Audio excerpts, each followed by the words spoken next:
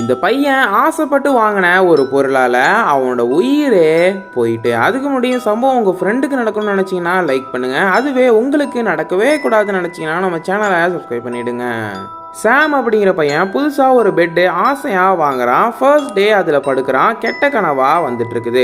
அதுலேருந்து தொடர்ச்சியாக 1 மந்த் அவனுக்கு இப்படி கெட்ட கனவாக வருது. ஒரு நாள் இதுக்கப்புறம் இதில் படுக்க வேணான்னு சொல்லிட்டு பழைய பெட்டில் படுக்கிறான். மார்னிங் எழுந்து பார்த்தா அந்த புது பெட்டில் படுத்திருக்கான். இவனுக்கு ஒன்றுமே புரியல. அந்த பெட்டை தூக்கி போட்டுடலாம் அப்படின்னு சொல்லிட்டு எடுக்கும்போது வெயிட்டாக இருக்குது, எடுக்க முடியல. பெட்டு மேலே போட்டிருந்த கவரை ரிமூவ் பண்ணுறான். பெட்டோட சென்டரில் டோர் மாதிரி ஒன்று இருக்குது.